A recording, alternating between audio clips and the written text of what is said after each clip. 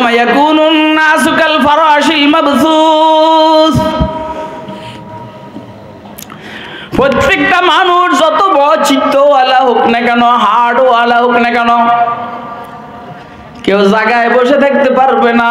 পতঙ্গের মতো, বিক্ষিপ্ত পতঙ্গের মতো ছুটাছুটি করবে। আল্লাহ তুমি হেফাজত করো, আমাদেরকে হেফাজত করো। কিন্তু ইয়াউমা ইয়াকুনুন নাসের মধ্যে মাখসুস মিনুল বাজ আছে, আম মাখসুস মিনুল বাজ। অর্থ হইল যারা আল্লাহওয়ালা হবে, মাশাআল্লাহ, ওরা এরকম বিক্ষিপ্ত প্রজাপতির মতো দৌড়াবে না। এরা বসে বসে হাউজি কাউসার পান করো, বিড়ি সিগারেট খেব, হ্যাঁ, চা কফি খাবে।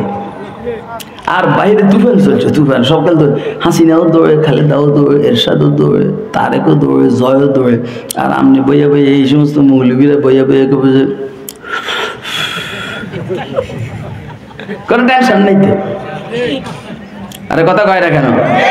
আমি আপনাদের এইখানে সবাই চিনি না, তো বাকি যারা সাইডে বসে যারা গুরুত্বপূর্ণ মানুষ, আচ্ছা তখন কেমন লাগবে আপনার কাছে যখন দেখবেন হাসিনা ল্যাংটা দৌড়াইতে আছে? বেগম জিয়া সম্মানী মানুষ, ও দেশপ্রেমিক, এই জন্য ওনার ব্যাপারে এই কথাটা বলতে আমার শরম লাগে। দৌড়াইব ঠিক আছে, কিন্তু বাবা আমি কইতে পারতেছি না, আবার আমাদের এলাকার মেয়ে তো।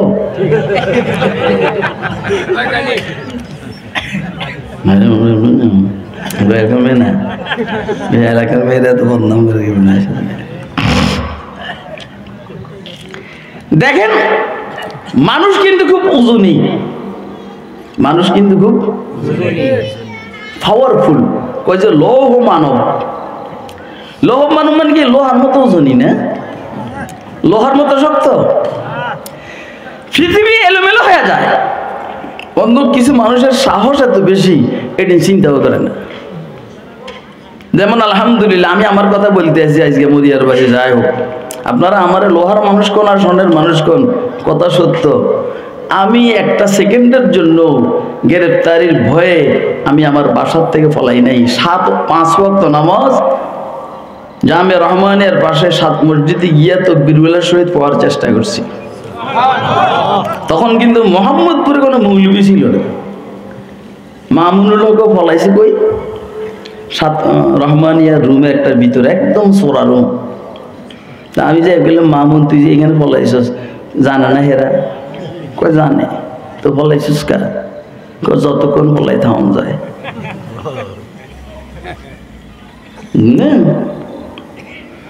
আর আমার জিজ্ঞেস করছে এরা, অথচ আমি যতবারই মসজিদে আসা যাওয়া করি এদের সাথে আমার দেখা হয়, গোয়েন্দাদের সাথে। আইসা করে সালাম ভাল্লাহ আসেনি, আমার আমল্লাই দোয়া করেন, আল্লাহ আমরাও হেফাজত করুক, আমরাও হেফাজত করুক।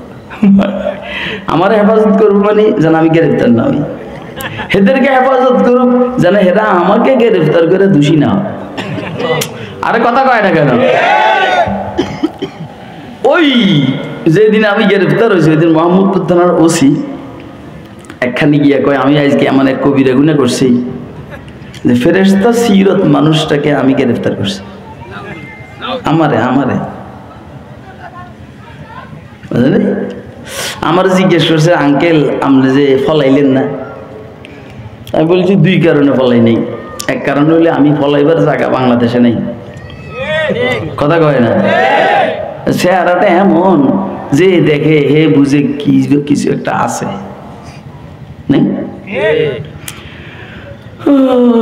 এখন পার্শ্ববর্তী ভারত দেশ, হিয়ারে তো আমাদের যাইতেই দেন, আর ফলামো কই, এই জন্য ফলাই নেই।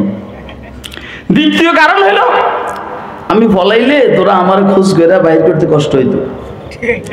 আমি চাইছি, এটা চাই নেই যে তোরা কষ্ট কর, তোরা আমি বাসায় থাকবো, আমার আরামসে নিয়ে আসবি। হা হা করে হাসা আরম্ভ করছে। এরকম একটা দরদি মানুষ আইন শৃঙ্খলা বাহিনীর জন্য এই প্রথম পাইলাম। আমি বললাম, বেটা আমরা হাসিনার জন্য দরদি, আমরা হাসিনারে বুঝাইতেছি, বুঝেন না, আর আমরা গ্রেফতার করেন না, বেশি দিন থাকতে পারবো না, কয়ে দিছি আমি। কথা কয় না? যুবলীগ ছাত্রলীগের বড় বড় লিডাররা আমার মুরিদ, আওয়ামী লীগ ধরতে পারি না এখন, যুবলীগ ছাত্রলীগের বড় বড় লিডাররা আমার মরিদ কয়েছে নির্বাচনের খবর কি? আমি বললাম হ্যাঁ, জানুয়ারি নির্বাচনে তোমরা পাশ করবে, কিন্তু সর্বোচ্চ সময় হলো 6 মাস। আপনারা এবার হিসাব করেন কয় মাস হয়েছে? বেশিতে বেশি 2-1 মাস তো বেশ কম হবে। আমি কি এত মার্কা মারা বুজুর্গ? তারপরে যে 6 মাস কইছি, এটাকে খারাপ কইছি নাকি? না, কাছাকাছি তো হইল বাবা, জানুয়ারি ফেব্রুয়ারি মার্চ এপ্রিল মে জুন, এরপর জুলাই, জুলাই থেকে ধরো জুন পর্যন্ত 6 মাস, জুলাই থেকে তো আউট। আর কথা কয় না, আউটের বাস্তবায়ন হয়েছে 5 আগস্ট, কিন্তু এটা আউট হওয়ার প্রক্রিয়া শুরু হয়েছে জুলাইয়ের প্রথম থেকে। তাই এখন কয় মাস হয়েছে? তোমরা আমার এত ছোট বুজুর্গ মনে করবে কেন? আমি তো খারাপ না।